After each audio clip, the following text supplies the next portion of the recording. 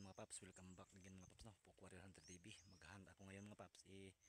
Kasama ko si Sniper mga paps, at si Sniper galing lang naglugon mga paps, no? At maliit pa yung mga balahibo sa pakpak at sa buntot yung mga paps. So ayan mga paps, si Sniper mga paps, no? Yung tingnan yung buntot mga paps, at maliit pa. So ayan, ihahan ko si Sniper ngayon mga paps. Subukan ko kung ano na ba ang naging galawan niya ngayon nito niya, kasi isang buwan nang hindi na nakapag-hunt mga paps, no? Si Sonic yung dinadala ko, yung under training natin. At bago tayo magpatuloy mga paps, ay magsishout out sa ating mga kaibigan, no? Shout out kay User RM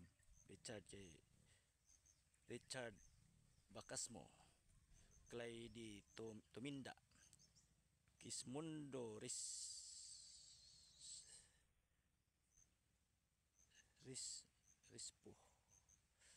sa Davao City, Kuya Glenn TV, RM Sindong Mix Vlog, Burion 13, si Robert Mamburao, si Rick Byron Bukidnon, Thompson Hunter Vlog, Alakdan TV, Tonex Sport TV. So ayan mga paps, shout out sa inyong lahat mga paps, no? At maghahan tayo ngayon kung kahuli ba sa araw na to mga paps. Napagandang panahon ngayon sa amin mga paps. Mainit na masyado mga paps, no?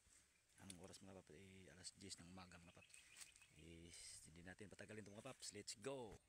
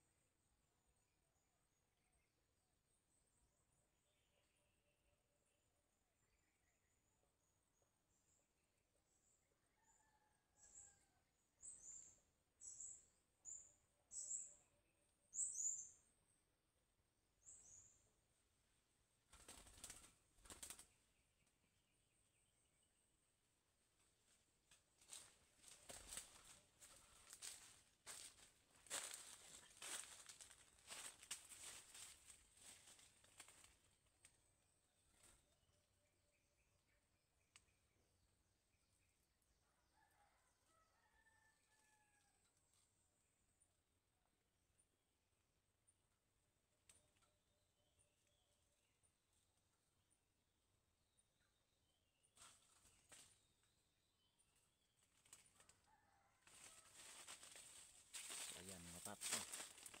Napakalapitin din ni Sniper mga paps, no? At wala pang 5 minutes ako nagtago mga paps, at humuni agad si Sniper at may lumapit diretso agad sa trap mga paps.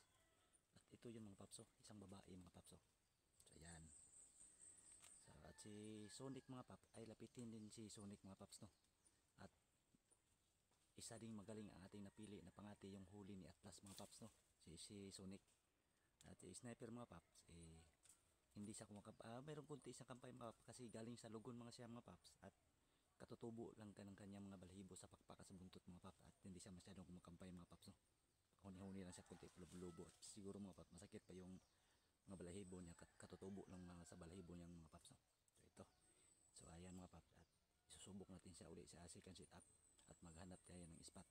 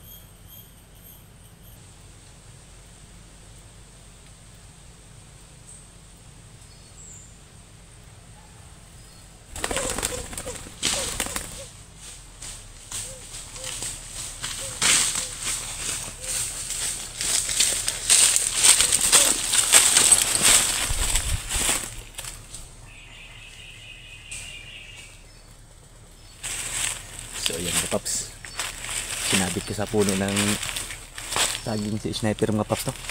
So ito, hindi nga humuni si sniper mga paps kasi ako ay yung nag-warning call at humuhuni ako mga paps. Kaso dyan sa ibaba mayroon palang limuko na naka-plaster na pala mga paps, no? Nakadapo na pala siya. Tapos pag alis ko nag-warning call yung alpas at si nakita ni sniper, talon-talon si sniper. Hindi nga siya humuni. At ito nga, pangalawang huli mga paps, to. Grabe sniper.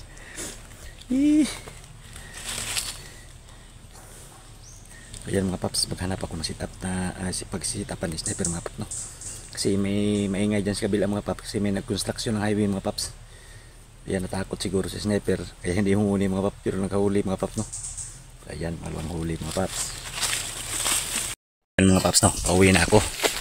Nakadalawang huli lang si sniper mga paps kasi ilang araw hindi natin siya na hunt mga paps kasi naglugon siya mga paps, no? At yung mga balahibo sa pakpak at sa buntot niya mga paps ikatutubo lang mga paps, no? Bagong tubo yung mga balahibo niya, siguro sakit pa yan mga paps, pero kahit bagong lugon lang si sniper mga paps nakahuli pa rin siya ng dalawa mga paps, no? Alas 10 tayo nagsimula ng umaga, malapit na mag alas 12 mga paps.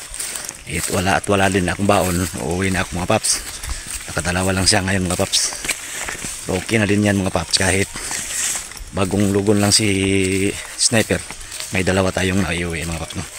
So hanggang dito lang mga paps. Salamat sa walang sawang panonood ng ating channel at sa suportahan niyo mga paps, no? So hanggang dito lang mga paps. God bless.